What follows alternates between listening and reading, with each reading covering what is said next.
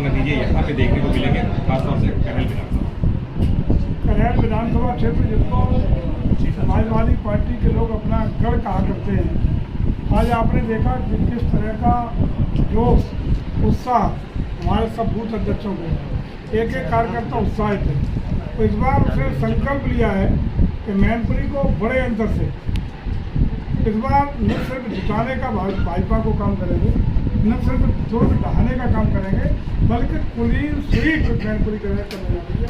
एक तरफा वातावरण और कोई भी चुनाव हमेशा कार्यकर्ता के कंधे की ताकत पर, उसके मेहनत की ताकत पर उसका परिणाम निर्धारित होता है। भाजपा का आज संकल्प पत्र जारी हुआ है। संकल्प पत्र में महिलाओं और बेरोजगार और किसानों के लिए बहुत कुछ कहा गया है, मगर वहीं विपक्ष आरोप लगा रहा है कि वो मैदान पे कहीं हकीकत होता दिखाई नहीं देता। देखिए, मैं समझता हूँ जो इंडी गठबंधन है उसके पास न कोई कार्यक्रम है देश के लिए, न कोई रीति है न नीति है, और इन सब का ही परिणाम है कि देश की जनता इन पर कोई भरोसा करने वाली नहीं है, न इनका कोई गंभीरता से संज्ञान ले रही है।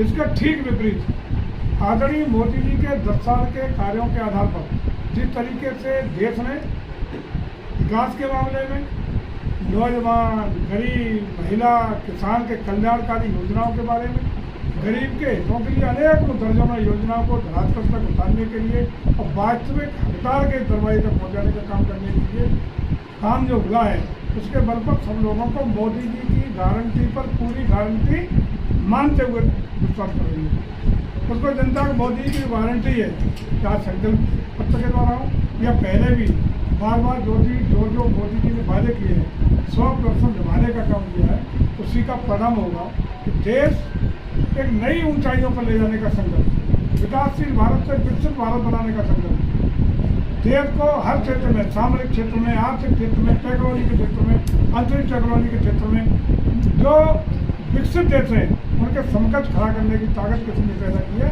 आदरणीय मोदी जी। उससे भी बड़ी बात, 10 साल में 1 रुपया का भ्रष्टाचार का, किसी भी बड़े घोटाले का कोई भी आरोप न किसी भारत सरकार के ऊपर है, न किसी मंत्री के ऊपर है, और न किसी प्रदेश सरकार के ऊपर है।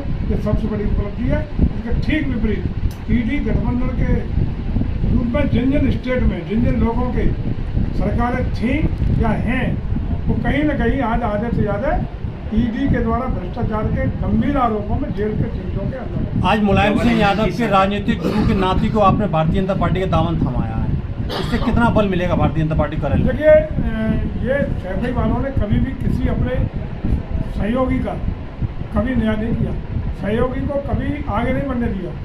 ये तो आदरणीय नथु सिंह जी ने, जिन्होंने मुलायम सिंह यादव जी को कथागा सिखाने का नहीं बल्कि अपने चेले के रूप में अपनी सीट छोड़ के दुश्मन सीट पर राजनीतिक उत्तराधिकारी के रूप में प्रस्तुत किया था, उस परिवार के साथ भी कोई न्याय नहीं दे पाई।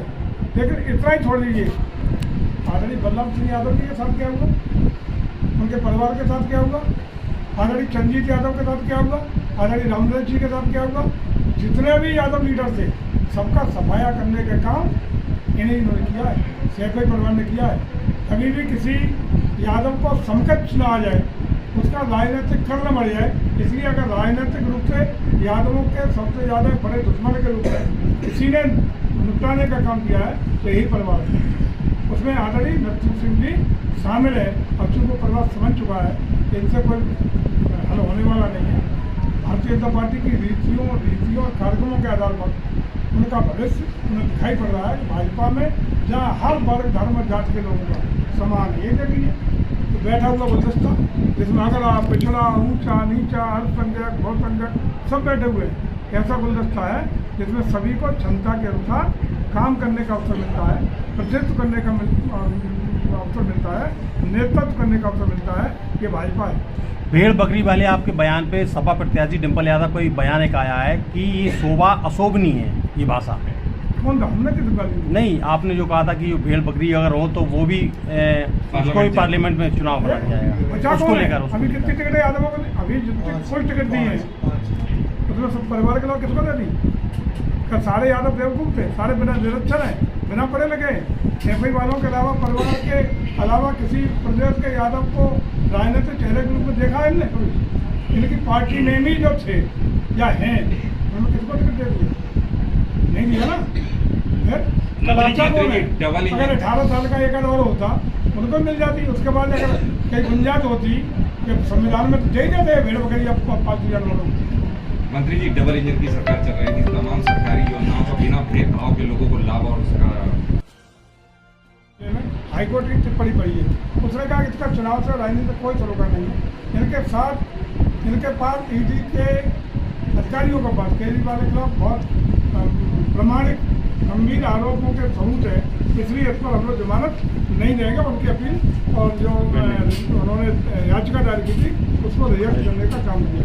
ये प्रमाणित करता है कि गंभीर आरोपों में लिप्त नेता केवल राजनीति को अपने कवच के रूप में इस्तेमाल करके देश को लूटने का काम करना चाहते हैं। ये चुनने वाला नहीं है, चाहे राजनीतिक रूप से कितना ही सशक्त और ताकतवर हो, चाहे गरीब व्यक्ति हो, जो देश का काला धन करेगा, देश के भ्रष्टाचार में देश के धन को लूटने का काम करेगा, उसको किसी भी कीमत पर बचने का काम मोदी जी करने वाले नहीं है।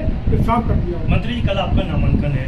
मध्य प्रदेश के सीएम मोहन यादव को आपने आमंत्रित किया है। क्या लगता है कि मैनपुरी में जो यादव वोटर्स है उसको लेकर बुलाया गया है उनको? कौन कह रहा है? चिट्ठी वही डिम्पल यादव ने, कोई चिट्ठी है? वही डिम्पल यादव ने। मैं सवाल चेंज करता हूँ। कल आपके नामांकन में नामांकन आ रहे हैं, शामिल होने आ रहे हैं। हमारे पार्टी सरकार के मंत्री, सरकार के मुख्यमंत्री, सरकार के पदाधिकारियों का नैतिक दायित्व है। किसी को कहीं जाना होता, किसी को अब आप कहोगे इन्हें क्या बुला लिया, मैनपुरी मंत्री को डरने वाला डिम्पल यादव ने देखो, जो भी हमारे नेता हैं, सबसे पहले हमारा जब मंत्री हो, मुख्यमंत्री हो या कोई भी हो, सबसे पहले पार्टी का कार्यकर्ता है।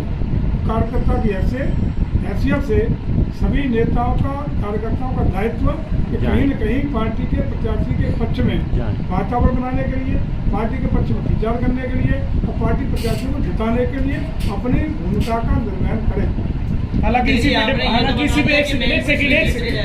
इसी पे डिम्पल यादव का कहना है कि मोहन यादव हो या कोई भी आ जाए, मैनपुरी की जनता समझ चुकी है, इससे मन बना लिया। मैं समझता हूँ कि 2022 से पहले भी अखिलेश जी ने न सिर्फ अपनी सरकार का बल्कि चीफ सेक्रेटरी से कलेक्टर और एसपी तक की पोस्टिंग कर ली थी। तो इनके समर्थक भी कहने लगे थे रुक जाओ सारा 10 तारीख के बाद देखता तुम्हें। यही शुरू हुआ था। परिणाम क्या आया? प्रचंड बहुमत से योगी जी की सरकार बनी और ढूंढे नहीं मिले। 80 की 80 हम जीतेंगे, मैनपुरी में से शामिल प्रचंड बहुमत से जीतेंगे। हम आपके गए नहीं, 7 तारीख का इंतजार करो।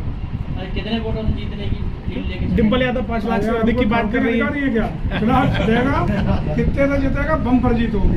तो कोई काउंटिंग अधिकारी हम नहीं है। अगर काउंटिंग होती तो इसका मतलब डिम्पल ज्यादा ही कर देते, अकेला पर्चा डाला बाकी 1.5 लट्ट बजा देते। यही तो किया डिम्पल जी के जमाने में। वो नहीं होगा। अच्छा मंत्री, एक आखिरी और लोकतंत्र है जन विश्वास के आधार पर, मतदाताओं का विश्वास जीत के अपनी पार्टी की नीतियों कार्यक्रमों के आधार पर हम चुनाव में आए हैं।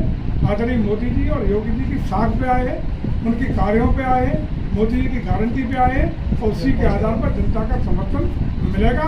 और आप जो देख रहे हैं ऐसा जोश इससे पहले साथ देखने को नहीं मिला होगा। पहले में आते थे तो मोड़ टिका के दुबक के बात करते थे। डंके की चोट जिस तरह दिखाई पड़ रहे हैं, 100% हमारे बूथ के अध्यक्ष आपके सामने बैठ करके सीना चौड़ा करके 20 दिन का समय हाथ उठा के देने का काम किए। यही विजय श्री पर